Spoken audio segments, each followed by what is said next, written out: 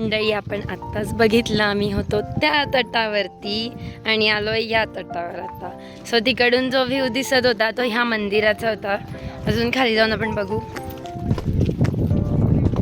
चलो, ते तिकडचं होतं विश्वेश्वर मंदिर आणि हे इकडचं आहे रामेश्वर मंदिर.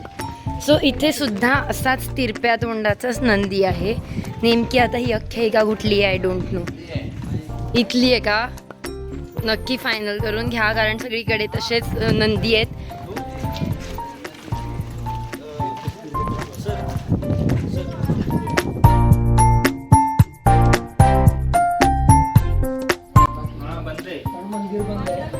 सो मंडळी, हे आहे रामेश्वर मंदिर.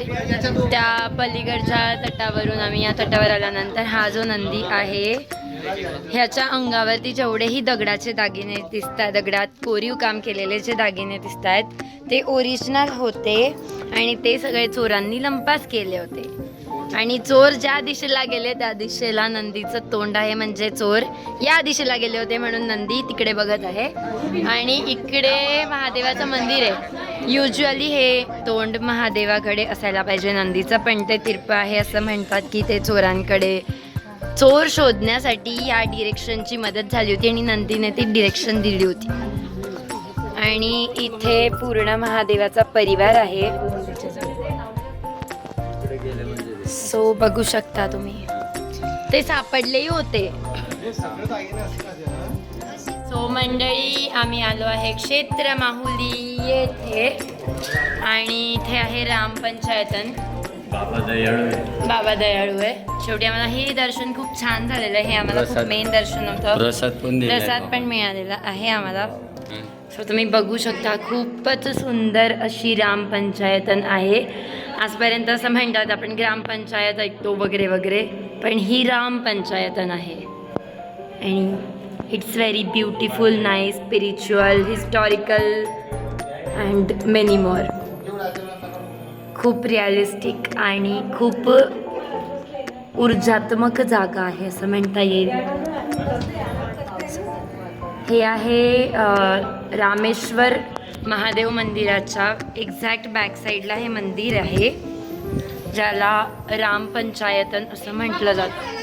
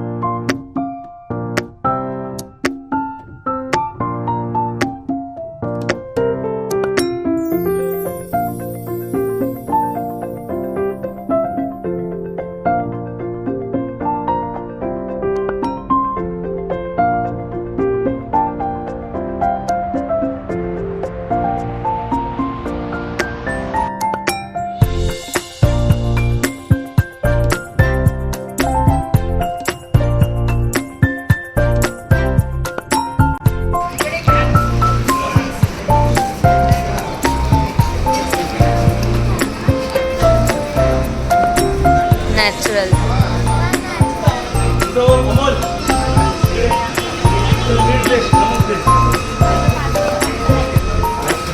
बाबरे उठले तुम्ही आता. नमस्कार मंडळी. सो आत्ता आम्ही आंघोळ वगैरे झाली. आमचं दोघं क्षेत्रांचं, माहुली क्षेत्रांचं खूप छान दर्शन झालं. आणि त्यानंतर आम्ही हे हॉटेल पर्वती प्युअर व्हेज आहे. हा सातारा रोड आहे सरळ इथून. तर या ठिकाणी हे आहे आणि आम्ही इथून थाली सिस्टीमनुसार जेवण केलं. सो जेवण हे खूप छान होतं आणि इथे आमची एक गाडी दुसरी गाडी असं प्रॉपर सगळेजण 40 लोक आम्ही जेवलो. आणि यांची सर्विंग सिस्टीम वगैरे खूप छान होती. सो ह्या भागात नक्की आले तर हे एक छान ऑप्शन आहे, नक्की विजिट करा. सो आता आम्ही चाललो आहे सज्जनगडला. बघा पुढे काय काय होतं आहे तर.